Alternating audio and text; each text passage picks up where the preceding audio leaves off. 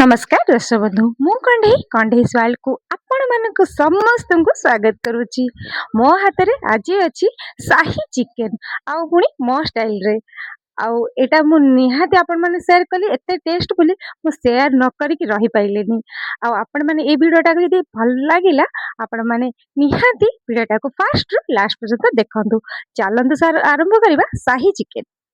प्रथमे किले चिकेन नहीं कि ताधरे लुण हल्दी मिसेके आमे मैरिनेट करला। एठी मु चामची लुण नेली आ हल्दी चामची नहीं कि ताको मैरिनेट करके आमे 15 मिनिट छाड़ी दबा रेस्ट करया। सब बेले तो एमिति भी चिकेन खाउथिबे किंतु गोटे गोटे प्रकार यदि न कले सही चिकेन तो कत पसंद आसीबन ना। सेति मु ट्राई करची आज गोटे चिकेन। देखंतु एठी मु पियाज दीटा पियाज पूरा काटी थिली पूरा स्लाइस रे। एठी मु तेल रे भाजी देबी आकु आकु भल्ला भाबरे भाजी दबा नाली पड़िया पर्यंत जमती बेरस्तार जो काढ़ती हमरे जिमिति बिरयानी रे हमर लाल पके पियाज रखू सही पया। देखंतु ए बळे आमे काढ़ी दबा पियाज को।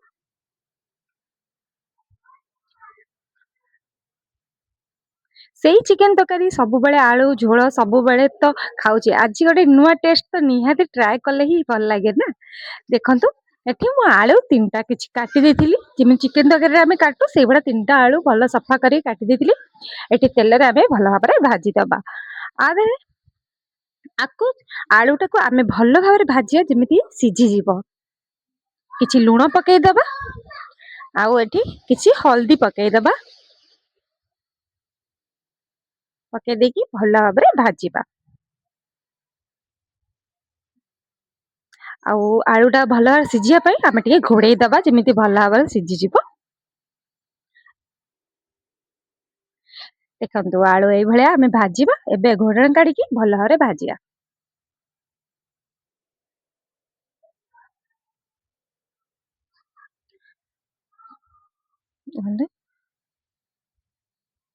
एई रोसे करिया भितरे आपण मानकु जदि वीडियोटा भल लागे निहाती लाइक करिवे आ सब्सक्राइब तो निहाती करंतु रिक्वेस्ट करची।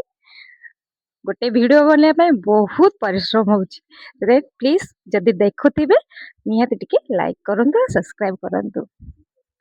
आ देखंतु एई भले भाबरे हमें आलू गुडा को भाजी की बाहर कर दबा।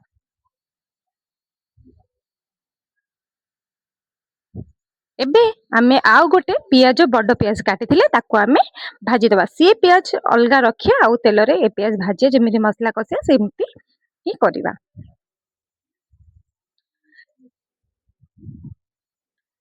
एठी पियाज पूरा भल भाबर हेई साइलाई आमे आउ टिके लाल पकेबा। एठी मोटरे तीनटा पियाज जाउची आउ एठी आमे चिकेन जो थिला मैरिनेट करके रखी थिली 10 मिनिट पई आको एबे पकेया।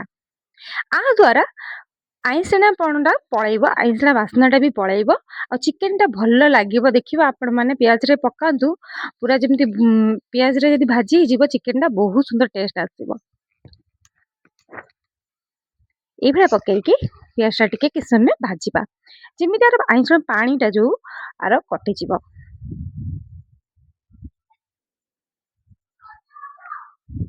एठी हमें घोड़े देबा किछि समय जेमिति पानी टा बाहरिबो। चिकेन रो पानी बाहरे आपण माने निहाती जानि दिए ताको भाज साइला पर ये जो पजम पानी कमिनी सेही पर हमें टिके भाजिला भलिया करिबा।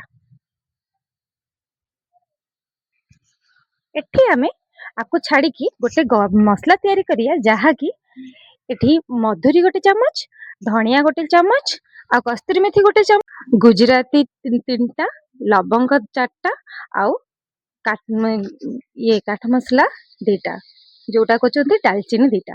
एठी हमें काजू किछि 4-5टा नहीं मु काजू आउ एठी मु जो भाजी थिली भजा जो पियाज भजा ताकू देली आउ अदा रसुण एठी हमें काटी देथिले अदा रसुण टेस्ट करिया पे एठी भी ताकू देकी आउ से जो भजा मसला जो गोटा मसला सब ताकू देकी पूरा भल्ल भाबरे बाटी दबा। एठी हमें देखंतु तेल छाड़ी आसले पानी छाड़ी लाई तेल देखा गलाई। एठी हमें एबे आलू जो भाजी की रखी थिले ताकू दबा।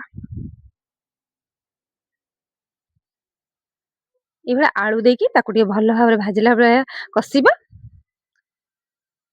ହେଇ ଆଇଲେ ଆମେ ଏବେ କଣ କରିବା, ଯୋଉ ମସଲା ଆମେ ବାଟିଥିଲେ ତାକୁ ଏବେ ଦେଇଦେବା, ସବୁ ଦେଇଦେବା ଏଇଥିରେ।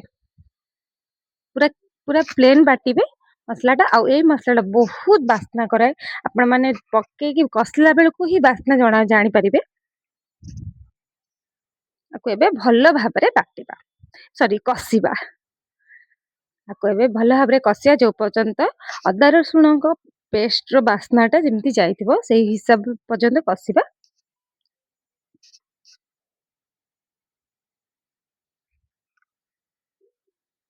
ଏଠି ଗୋଟେ ଜିନିଷ ମୁଁ ଦଉନି, ଜାଣିପାରୁଛନ୍ତି କଣ? ହଳଦୀ। ଏଇଠି ହଳଦୀ ମୁଁ ଦଉନି, କି ହଳଦୀ ଆ ଦେହରେ ଆଉ କିଛି ପଡିବନି, ଯାହା ପକେଇଥିଲି ଆଉ ଜମା ମୁଁ ପକେଇବିନି ଆ ଦେହରେ ସ୍କିପ୍ ହଳଦୀ। ଆଉ ସୁନ୍ଦର ଟେଷ୍ଟ କିନ୍ତୁ ଜାଣିପାରିବେ କଲେ। ଦେଖନ୍ତୁ ଦହି ଏଠି ମୁଁ 4-5 ଚାମଚ ଦହି ଦେଲି, ଆପଣଙ୍କ ଚିକେନ ହିସାବରେ ଆପଣ ଦେବେ, କିନ୍ତୁ ଆ ଦେହରେ ଦହି ତ ପୁରା ମେନ୍ ଆଉ ବହୁତ ଟେଷ୍ଟ ବଢିଆ ବଢିଆ ବଢିଆ କରିଦିଏ ପୁରା। ଏଠି 4-5 ଚାମଚ ଦହି ନେଇଯିବେ ଆଉ ଏଇଭଳିଆ କଷିବେ।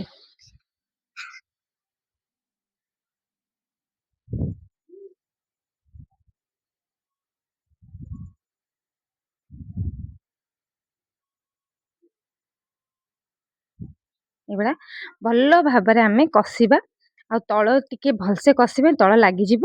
ଭଲ ଭାବରେ ଆମେ କଷିବା, ନିହାତି 15-20 ମିନିଟ୍ ଆମେ କଷିବା। ତାପରେ ଆମେ ମସଲା ପାଣି ଟିକେ ଦେଇଦେବା। ଦେଖନ୍ତୁ ମସଲା ପାଣି ଟିକେ ଦେଇଦେଲି, ତାକୁ ଏବେ ଆହୁରି ଭଲ ଭାବରେ କଷିବା ପାଇଁ ମୁଁ ଏଠି ଚିକେନ ମସଲା 1 ଚାମଚ ପକଉଛି। ପକେଇକି ପୁଣି 10-15 ମିନିଟ୍ କଷିବା। ଚିକେନ ଯେତେ କଷିବେ ନା ତା ସ୍ୱାଦ ସେତେ ବଢିବ, ଯୋଉ ବି ମାନେ ତରକାରୀର ହଉ। ଦେଖନ୍ତୁ ଏବେ ଆମେ କଣ କରିବା, କିଛି ପାଣି ଦବା। ହେଇ ଆସିଲେ ଆମେ ଏବେ ପାଣି ଦେଇଦବା, କାହିଁକି ନା ଆମେ ଚିକେନ ଟା ଫାଷ୍ଟ ଷ୍ଟାର୍ଟିଂ ରୁ ହିଁ ତାକୁ ଘୋଡେଇ ଘୋଡେଇ ଭାଜିଥିଲେ, ସେଥିପାଇଁ ଜଲ୍ଦି ହେଇଯିବ। ଏଇଟା ବହୁତ ଜଲ୍ଦି ରୋଷେଇ ହବ।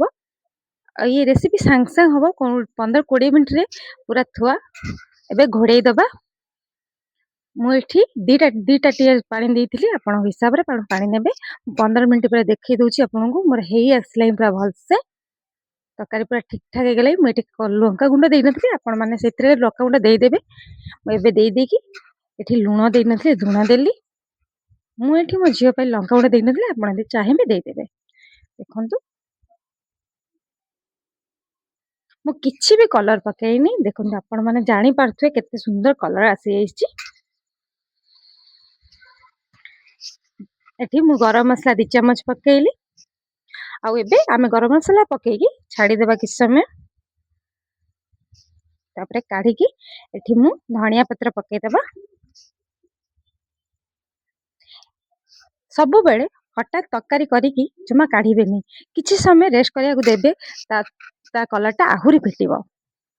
ଦେଖନ୍ତୁ ହେଇଗଲା ରେଡି ଆମର ସାହି ଚିକେନ ମସଲା। କଣ କେମିତି ଲାଗିଲା ଆପଣ ମାନଙ୍କୁ ଏ ଭିଡିଓ ଟା ନିହାତି କମେଣ୍ଟ କରି ଜଣେଇବେ। ଧନ୍ୟବାଦ, ଜୟ ଜଗନ୍ନାଥ।